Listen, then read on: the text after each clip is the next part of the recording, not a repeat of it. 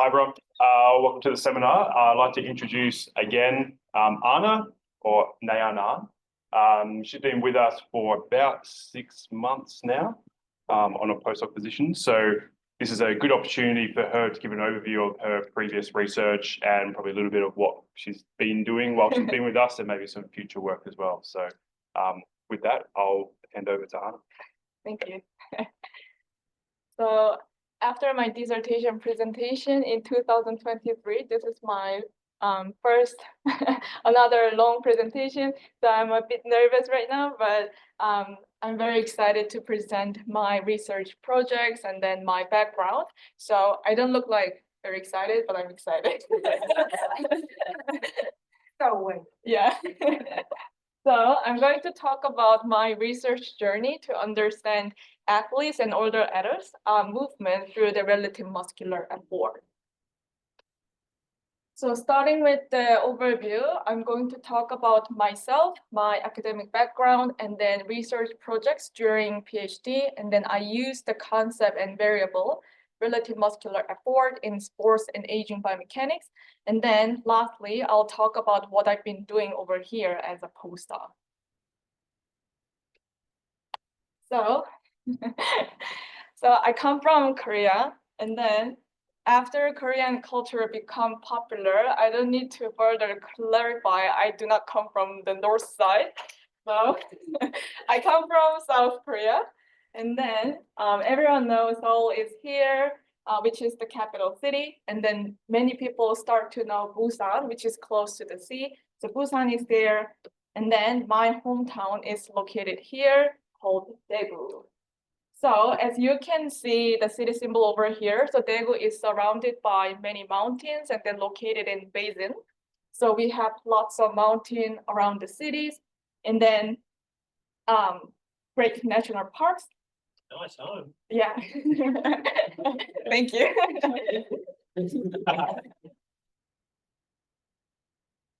And then Korean people call our city as Africa, combining Daegu plus Africa, because our city is the hottest city in Korea because it is located in basin. So it sounds like our city is surrounded by and then hidden by the mountains, but actually my city is the fourth biggest metropolitan city. So you can see a nice night view over here. And then one fun fact, so Samsung started its company in Daegu. And then we also have a professional baseball and then soccer team called Samsung Lions and then Daegu FC.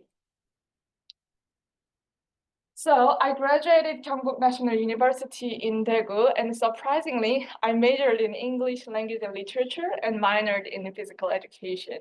So initially, this was not my original plan. I wanted to major in PE, physical education, but in Korea, if I want to major in physical education major, I had to take college entrance exam and then physical exam. But before I took a physical exam, I got knee injury, so I was not able to take the exam. So I had to choose different major, and then English was my secondary favorite subject. So I thought that I can survive with English major, so I choose it, but I actually did not enjoy it during my college years. So I ended up minoring in physical education. But these two combinations really worked well when I prepare for my master's in the United States. So during my college years, I watched a soccer game, and I happen to know there is a profession called athletic trainer. And then it seems that they care athletic injuries, provide rehabilitations, and then help them to smooth recovery. So I thought that this is really good profession, and then I really want to do after my college years, just because I totally understand what it meant to be getting injured and then frustrated, and then cannot fully exert the full capacity when it is needed. So I thought that I want to do this job, and then but however, in Korea, this profession is really rare. So I know that I can study this major in the United States. So I moved to the state for my master. So I got into the athletic training program in the University of Nebraska at Omaha. And I've been watching like New York or Chicago, like that kind of scene and then vibes. And then when I first got into Omaha, I thought that I took the wrong flight because all I could see was all about the cornfield. So I felt that already I missed my mom and dad. But thankfully, the study and the program was really good, and then I really enjoyed it. So I could survive my 2 years in Omaha. So they are my advisor, clinical coordinator, and then instructor. So I spent 6 semesters to finish my master's, and then each semester I had to do more than 200 clinical hours to cover all this clinical practice with this sports team. So like this picture shows, I covered men's collegiate soccer team, and then high school football team, and then I provided athletic treatment for athletic injuries, and then provide rehabilitation training program, and then help their smooth recovery. And then during my master program, I got interested in the research activities. After I wrote down my research thesis and then worked as a research assistant in biomechanics lab. So at that time, I had first play around motion capture system with Qualysis, and then I was really interested in, and then I thought that I need to change my path from the clinical side to the research side. So I got in the PhD program at Marquette University in Milwaukee, Wisconsin. And then this is a Milwaukee view. So it is way cittier than Omaha. So I liked it. There are a lot of fun to do. And then there are a lot of richer sports environment as well. But if I think back my PhD life, this is what it looked like. It was really snowy days, and then it was really cold. Sometimes temperature dropped to -20 degrees. So it was really good environment to be stuck in the research lab and then do the study. And then this is my previous biomechanics lab. And then compared to the other lab, our lab was the only lab located in the semi-basement because of all this equipment. So sometimes my PhD peers drop by my lab and then check whether I alive or not. And then this is my advisor, Dr. Christoph Kipp. And then thanks to him, I could do many different research with different population, different tasks, and then different analytic techniques and then equipment. So thanks to him, I could be a skilled biomechanist after my PhD. So I think it is really good time to talk about my research project during PhD. So when I first got into his lab, he taught one concept and variable, which is relative muscular effort. So relative muscular effort is the ratio between the joint moment during the task and maximum potential net joint moment. And then this concept is similar to the percent 1RM in resistive training. So if someone's 1RM is 100 kilos, squatting at 70 kilo is 70% 1RM. And then I thought that this variable is very intuitive and then practical compared to the net joint moment, because if thinking about the net joint moment can provide how much stress is placed on a muscle group to perform a task. But thinking about counter movement jump or back squat, many muscle groups contribute together during multi-joint exercise. And then each muscle group has different capacities. And then with just using the net joint moment, it is really hard to tell how much muscle group work out of the capacity. So I thought that relative muscular effort can provide practical insights such as joint specific contribution, and then which muscle groups operate closer to a maximum capacity. So my advisor taught me that concept and then throw me some data. So here are the data you can practice, analyze, and just play around. So I combined those two concept and then data, we were able to publish the paper titled Influence of the Bar Position on Joint Level Biomechanics During Isometric Pulling Exercise. So if thinking about the isometric mid-thigh pull, many researchers and then coaches use that task as a screening tool to measure lower body strength. However, they use ground reaction force data to measure general lower body strength, neuromuscular function, but ground reaction force provide limited information because previous studies show that ground reaction force was not directly associated with the net joint moment. And then during multi-joint isometric leg extension, athletes show the same ground reaction force, but the hip and the knee net joint moment were different. So basically, they show the different joint-specific contributions. Also, it was unclear whether the bar position influences net joint moment, relative muscular effort during isometric pulling exercises.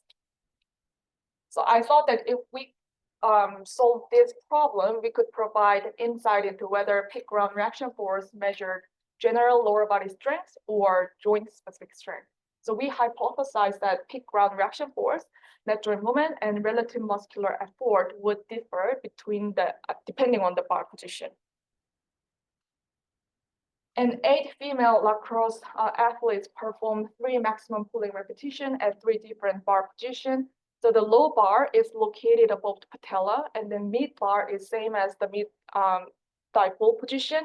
The position matches to the second pull of the clean, and then high bar position is the bar is located at the hip joint.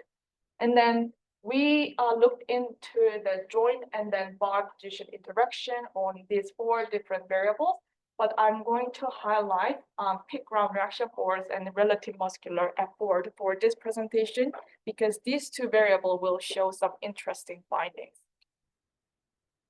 So as I said, relative muscular effort is a ratio between the net joint moment during the task and then maximum potential net joint moment. So we basically extracted peak ankle, knee, and hip net joint moment and then put that into the numerator and then estimated maximum net joint moment by using a regression model. So if I show you a video here, so during the isometric pulling exercise, if the athletes start to pull, you can see the ankle, knee, and hip net joint moment like this, and then we grab the peak values from this each joint.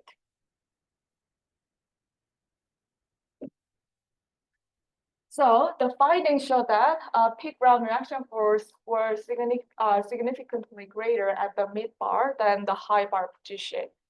However, there was no significant ground reaction force differences between the low bar versus mid bar position. So I highlighted over here because the findings will be different in the joint level.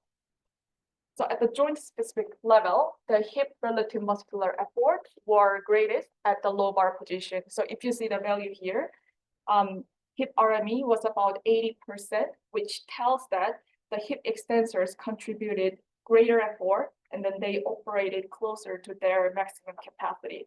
And then also this tells that the low bar position measured hip extensor strength. On the other hand, ankle and knee relative muscular effort were greater at the mid bar position. So that tells that the ankle plantar flexors and the knee extensors contributed greater effort, and then the mid bar position actually measured ankle plantar flexors and the knee extensor strength. So our study found that bar position influences ground reaction force as well as net joint moment and relative muscular effort. And then it was really interesting to see that there was a trade-off between the hip versus ankle and knee dominance at the low versus mid bar position. And then the study also found that maximum ground reaction force during isometric mid-thigh pull reflect joint-specific strength, not the general lower body strength. So after we published this paper in 2021, whenever we had a data collection with athletes, we used 2 bar position during isometric pulling exercise to measure different joint-specific strengths.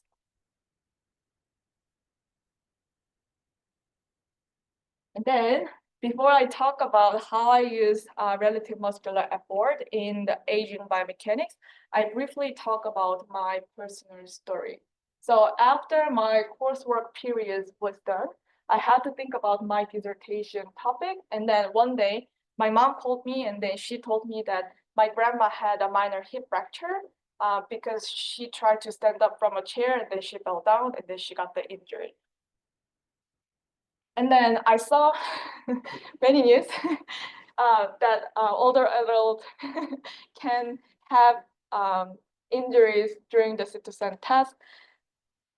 I was like, okay, but if that becomes to my grandma's situation, the story becomes different, and then it becomes to the personal story. And then I was curious why citizen test becomes difficult for her. And then I was also curious how age-related declines change her movement. And then I still have, at that time, I still had the 3 years of dissertation period. So I thought that this is really good research topic and then settled down to study this topic. So after I did a lot of literature review about citizen biomechanics, I found one study explaining how age-related declines change movement strategy. So according to this study, when people are young, they have lots of neuromuscular capacity and then resolve, so they could easily perform any task. But when people are getting older, neuromuscular capacity and then reserve decrease. And then during the task performance, if any portion of the task demand is greater than their capacity, they cannot complete the task. So they have task failure. However, human motor system is so redundant, and then older adults motor system try to find a different way to complete the task, and then that result compensatory movement strategies, and then shows different movement patterns compared to the young adults.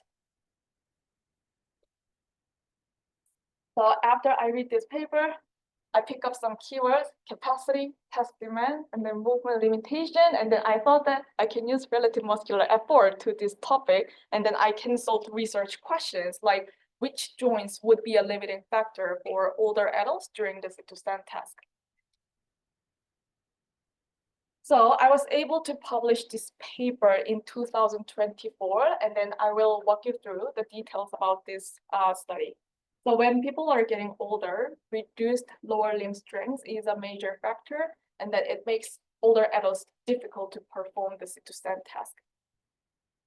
And then previous studies showed that older adults showed greater knee relative muscular effort compared to the young adults during the sit-to-stand task. So they showed 80% of knee RME during the sit-to-stand task, which tells that hip extensors operate close to their maximum capacity, so it could be a limiting factor.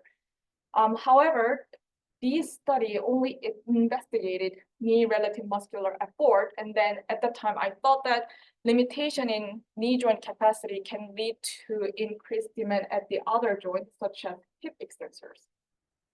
However, there were not enough information regarding that. And then older adults tend to show a distal to proximal redistribution of joint moment during walking. So they use more hip extensors compared to the knee or ankle plantar flexors. So I thought that similar changes will happen in the joint-specific relative muscular effort during the sit-to-stand task. So previous studies calculated relative muscular effort, but they measured maximum moment producing capacity under isometric condition, which tells that they only consider the effect of the joint angle.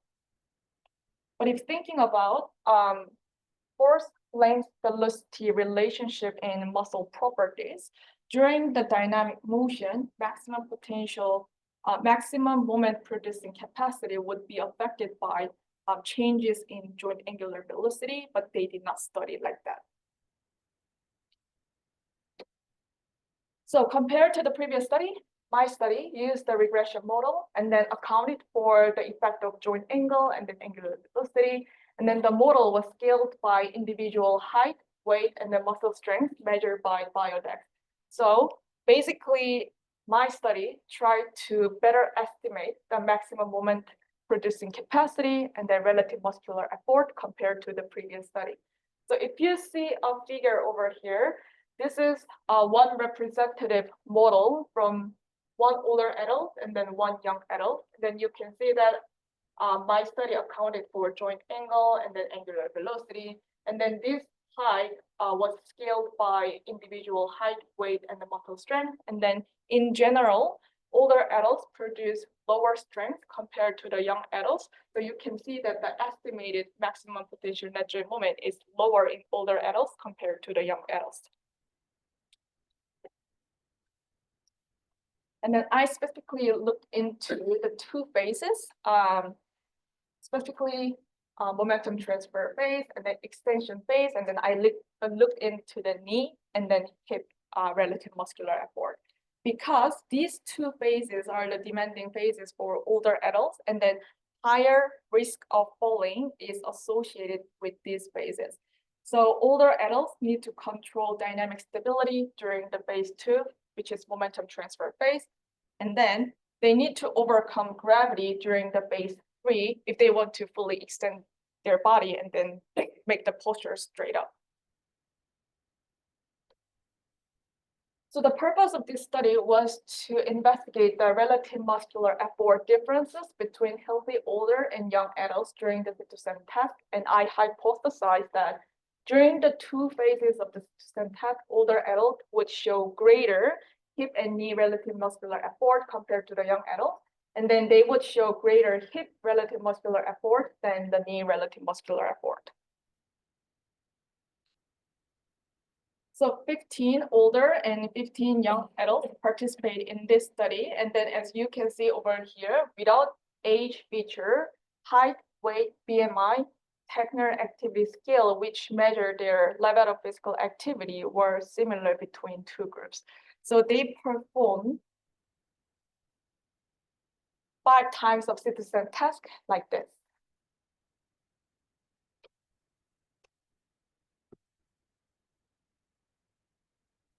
I already showed the answer here, but I was very excited to see the result of my dissertation, and that I really had a higher expectation on my finding.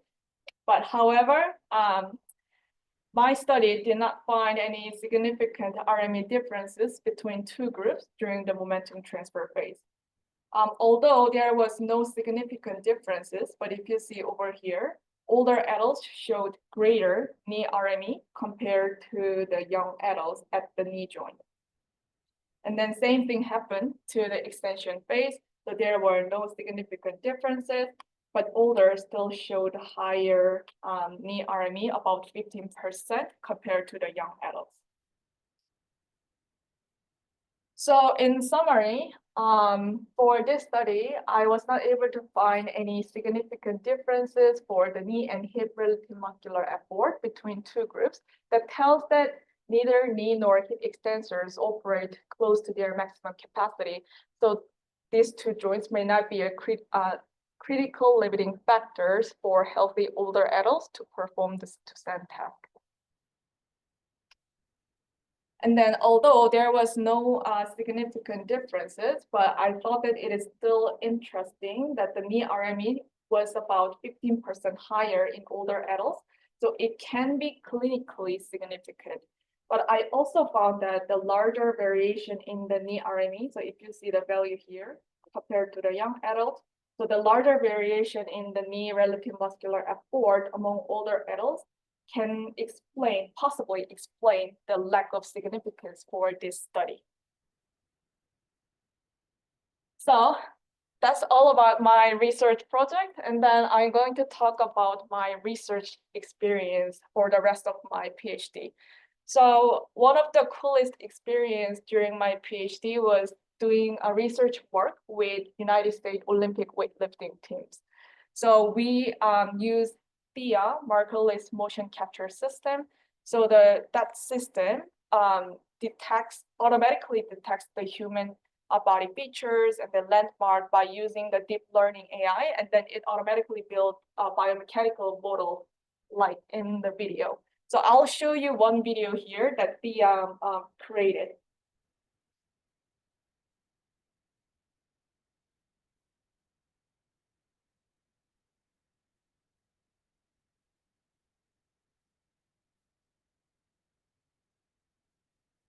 So after I saw this video, I thought that it is really cool because I don't need to put any reflective markers to capture human performance, but it just automatically generates the biomechanical model in the video like that. So I thought it is really cool. And then after we collect about 200 video data at each year, we process the data like a factory line. So my research intern run the TIA software and then process the video data, and then she passed to me. And then I built up the data processing pipeline and then extract the variables, and then I passed to my advisor. And then he finally did the secondary analysis and then extract the variables that coaches and then weightlifters are interested in, and then provide the report and then feedback to them. And then one cool news is that Olivia Reeves, so she participated in the data collection in 2022 and then 23, and then she won the gold medal in the last year Paris Olympic. And then it was really surprising, but I had no doubt that she could win the gold medal because when I collect the data with them, I actually collect the data in front of them so I could see all the performance individually. And then the data collection environment was really like intense, and then people were very competitive, and then we collect the data in the competition style. So athletes were very motivated, very intense. So I saw individual athletes like reach your habit during the performance, and then they showed like various emotion depending on they had success or failure. But this Olivia, she was just always smiling and then calm. And then when the coaches call her name, she's just on the stage and then she lifted like 140 kilos, like a feather, and then just drop it and then smiling and then walk back. So I thought that she's really cool and then very noticeable among the weightlifting team. But in general, it was really good opportunity for me to be part of providing the research performance report to this Olympic weightlifting team. So after my PhD, I moved to Townsville in 2023 because my partner was doing his postdoc research at James Cook University. And I had the first hot Christmas in my life. And then last November, I moved to here and then started research activity with Kane as well. So I had one last good story here. So during my last year of PhD, our lab hosted a biomechanics conference in 2023, and then I met Kane in the mentor-mentee program. So from then, he has been my research mentor. And then after I moved to Australia, I contacted Kane whether I can work with him, and then thankfully he accepted me, so I'm here right now. And so for the work-wise, I'm working on the research project to investigate the effect of footwear and then sex on the lower body biomechanics during running and change of direction, jumping, and then stability. But there are 3 projects, but 2 are ongoing right now. And then I've been doing a lot of data processing and analysis, and then writing as well.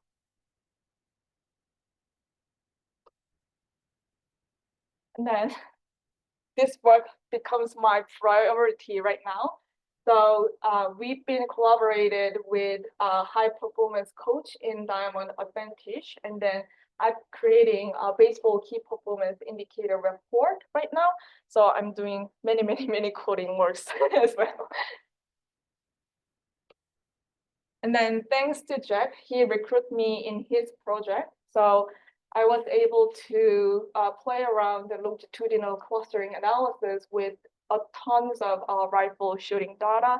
So this is under review, and then hopefully we could get a good feedback from the journal. And then lastly, there was already data there. Kane collaborated with the Victoria Institute of Sports, so I'm processing archery data in Bicon as well.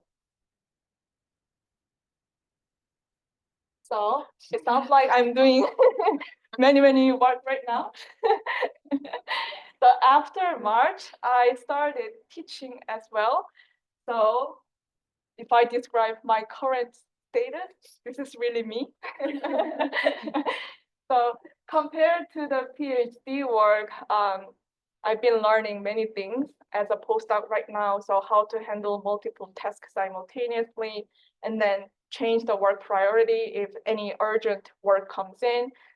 So time management is really challenging, but I think I'm well surviving right now.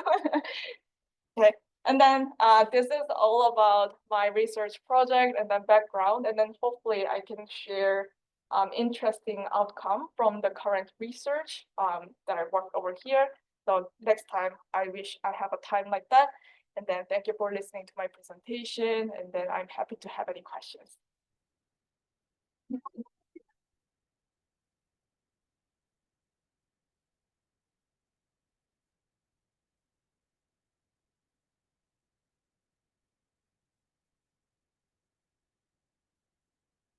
Of the current projects that you're doing with Kane, what are you most excited to be involved in?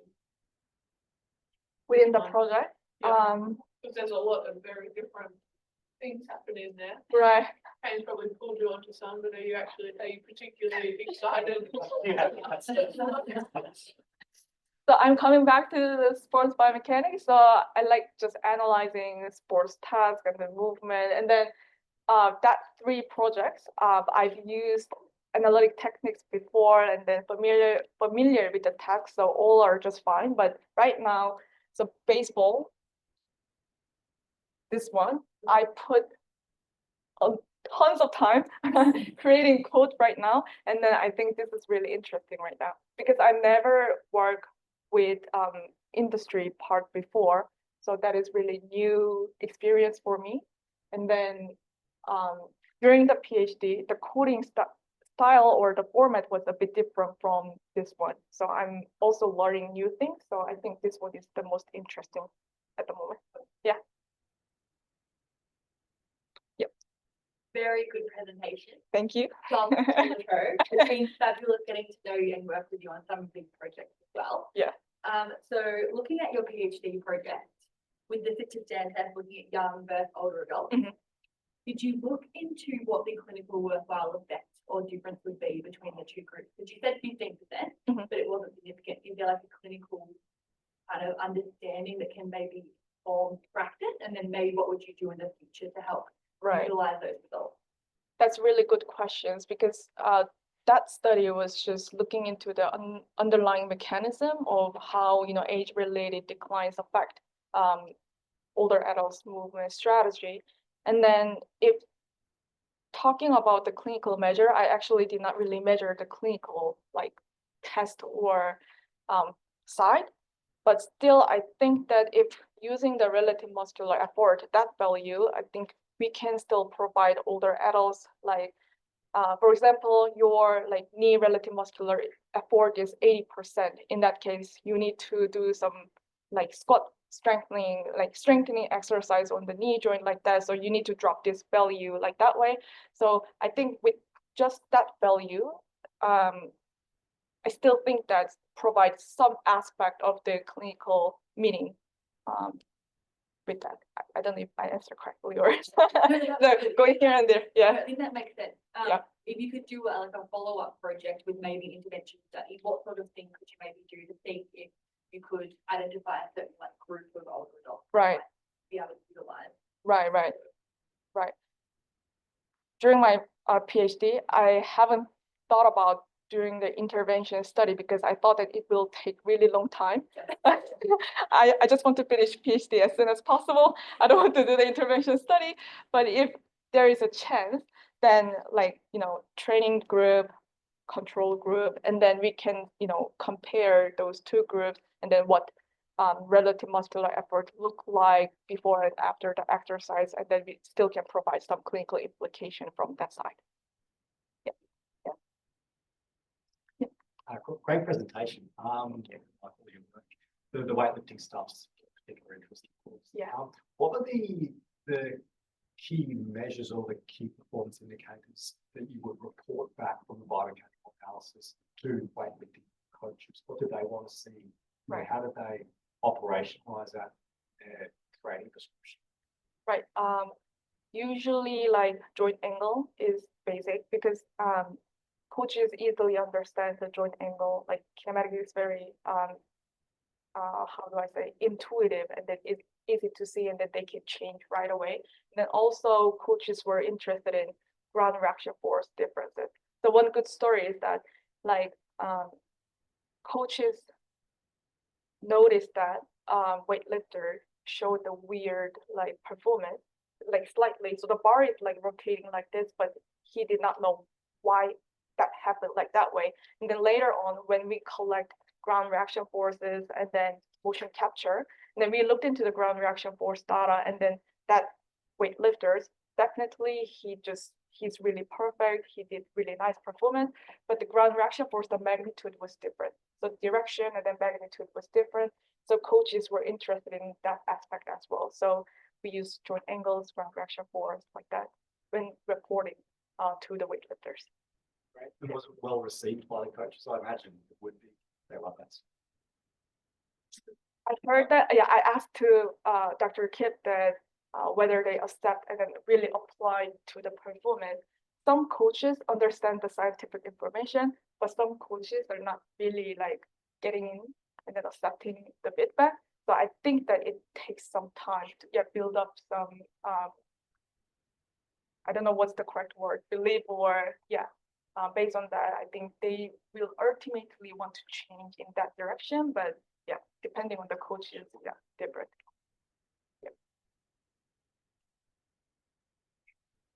So following on from some of the weightlifting stuff. Yeah. And particularly the very first thing you presented with the mid-thigh pull testing. So would you recommend doing the low and mid-bar pull for all research studies, or would there be a certain environment where you think it's, I guess, going to be adding to your richness of data set to have the two? Like, would you always have to have it, or just having the mid be enough for most of our research? I think it's really good question, and then it really depends on the research topic. So if I'm only interested in the ground reaction force, in that case, isometric mid-thigh pull is just fine. But if want to looking into the joint specific level, I think that we need to use two different bar position because it tells different stories. Yeah. So depending on research topics. Yep. Great presentation. Looks like you've got some really cool projects happening at the moment. So we question with your scan data. I think the last variable in your table was the physical activity level. And that was the same or not different between the older and younger people. Yeah. Do you think that influenced your results, and maybe the older people were quite active? Yeah, that's a really good question, because during my data collection, I kind of knew that because when I collect older adults, they seem unexpectedly very strong. And then because I did data collection right after the COVID hit, and then I assumed that like really healthy older adults wants to get out of their house and then participate in the research study. So when I measure their physical, the level of physical activity, it was just similar to the young adults. So I was really surprised, and then that affects my finding, and then I put that as a limitation for this study as well. So we recruited. It seems that older adults is unusually really healthy, and then that might affect like other variables. It's a cool finding itself. Actually, you control for physical activity levels, so really that is the Right. age. Right. Yeah. Positive. Yeah. Good side is we really looked into the age-related differences. So just age was different, and then other variables were the same. So we really can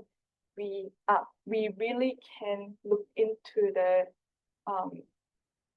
age-related factor to the different variables. So I thought that that perspective is really good, and then it is really happy to see that they're really healthy. But for my study, I was a little bit disappointed. I could not see the differences. So Yeah, I have a follow-up question on that. Yeah. I might, you said it, but I forgot the number. You said you looked at 5 sit-to-stand repetitions. yeah, Because in a clinical setting, we all do it for like 30 seconds or something there to see differences. right. Would you think that if you would have done it just over a longer time? Because I mean, physical activity is more general. It's not really specific to the task. Right. Would you think that makes an impact? Because also in their daily life, elderly still move around a lot, so they do it repetitively. Right. And just 5 times might just not be enough to see the differences Mhm. yet. I think that's a difference. So if you would record maximal number within the 30 seconds and then potentially see a difference. Right. I also thought about that task as well, but one thing came up to my head was that, so I really want to look into the like strength capacity differences, but if I test like, for example, like 30-second sit-to-stand task or 30 times sit-to-stand task, there might be some like fatigue related influence on their performance. In that case, it is really hard to say whether that is because of fatigue or strength issues. So that's why I ended up did not use that task, but just use the individual repetition of the sit-to-stand task. But yeah, that's Would good. you be interested though to see the changes, but that might be one of the main, not one of the main drivers. I don't have enough knowledge of that, but I could imagine it could be something that it just changes under fatigue or more under fatigue. Let's put it that way. Right. So actually in my data set, I ask older and young adults to perform like sit-to-stand task for 1 minute. Not like 30 trials, but like within certain amount of time, I ask them to do the sit-to-stand task multiple times, but I haven't analyzed that one yet. So if I analyze it, I'll let you know. Yeah. Yeah. So for your sit-to-stand test. Yeah. I saw that for your older adult population, you had 15 participants and it was about even between males and females. Mhm. So I'm curious to know if there is a difference in incidence of injury from that task between males and females. Mm. And do you think that would have been coming through with your data if you did have a bigger sample? If you don't mind, can you explain that again? So Yeah. if they have any injuries, No, so male and female. Yeah. So if you think of like sex differences, Mhm. do you think that you would have seen if you had a higher sample differences between in Uh, your older population? good question. Or is there high incidence in one sex over the other? I mean, yes, because I think aging affects in a different way between the sex. So what I knew is that it might not be wrong because I did not specifically look into the sex differences, but what I still know is that aging affects differently for the female and then male. And then if I collect more data set and then if I compare the sex differences, in that case, I assume that I can see some differences over there, but not studied. So yeah, but it's really good topic. Yeah.